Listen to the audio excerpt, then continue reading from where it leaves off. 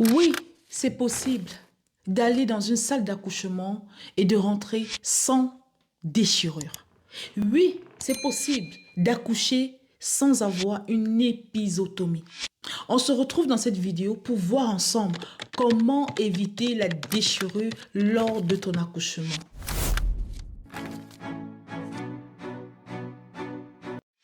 Bienvenue dans un nouvel épisode inédit de Entre nous mamans, le meilleur endroit au monde où l'on ressort grandi, motivé et positif. Moi-même, à mon premier accouchement, j'ai été victime de déchirure.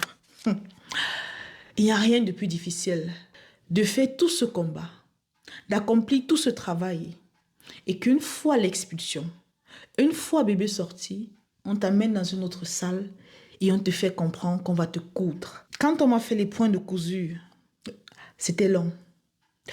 C'était douloureux. J'étais énervée tout simplement. Parce que la seule chose que j'avais envie, c'est qu'on me laisse tranquille. J'avoue, la douleur était moins intense que les contractions, ce qui est tout à fait normal.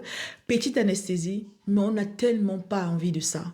Et après encore, il y a des douleurs. Le temps que les organes se remettent en place, c'est quelque chose de difficile à gérer.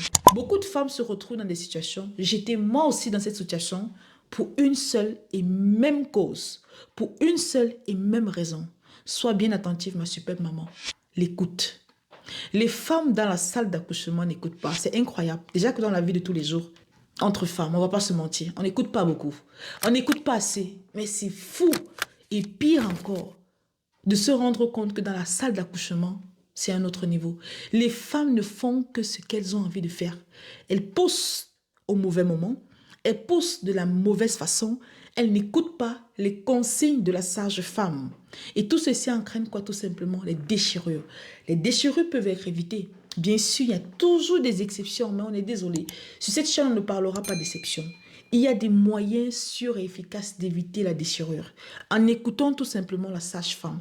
Les contractions, c'est comme des vagues. Ça monte, ça descend. Quand ton col de l'utérus se dilate, il se contracte grâce au rythme, grâce au mouvement des contractions. Il permet d'ouvrir le chemin, le passage. Et c'est quand l'ouverture complète est atteinte que, ma superbe maman, tu dois te retrouver en train de pousser.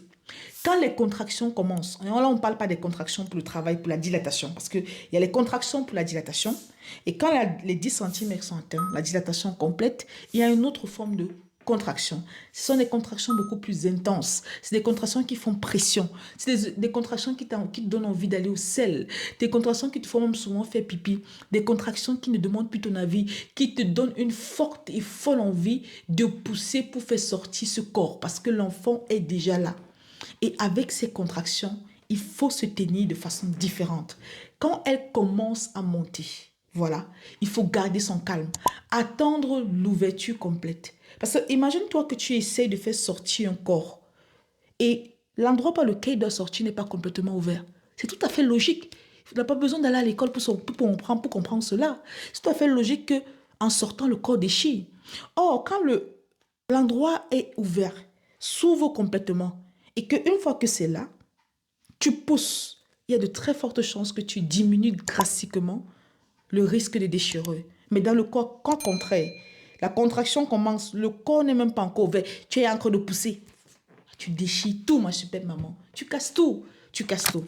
Et en plus d'écouter ma super maman, la sage-femme, il y a des positions qui favorisent la sortie de l'enfant sans déchirure. Il y a des positions qui te permettent de diminuer la douleur des contractions parce que c'est cette douleur-là qui t'empêche souvent d'écouter. Je suis d'accord. C'est pour ça que je vais t'inviter à aller regarder ma vidéo sur les 3 positions efficaces pour avoir un accouchement moins douloureux, ma superbe maman. Mon seul conseil que je te donnerai tout simplement, c'est de savoir gérer aussi ta respiration. De trouver les moyens de diminuer ta douleur grâce à mes vidéos.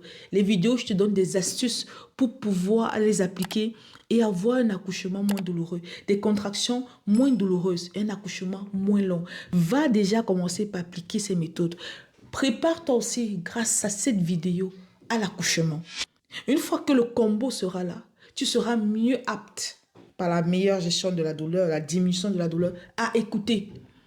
Parce que si tu n'écoutes pas, tu risques de ressortir de là avec des déchirure, ma super maman. Un accouchement sans déchirure est possible. Pour cela, tu l'auras compris, il va falloir que tu suives les instructions de la sage-femme qui va te dire non, ne pousse pas. Il y a beaucoup qui vont te dire j'ai les déchirures, je me rappelle très bien de cette amie, elle m'a dit j'ai les déchirures, c'est parce que je n'ai pas écouté. Elle m'a dit ne pousse pas, mais je n'ai pas pu me retenir parce que j'avais tellement envie de pousser.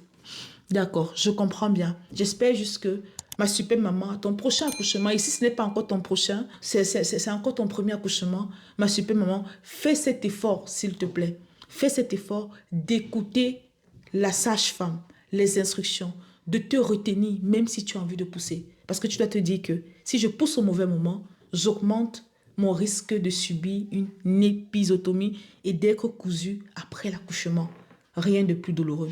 Si tu aimerais savoir comment te préparer à ton accouchement, si tu aimerais savoir comment déclencher naturellement ton accouchement, je t'invite à aller regarder également cette vidéo. Picardement vôtre.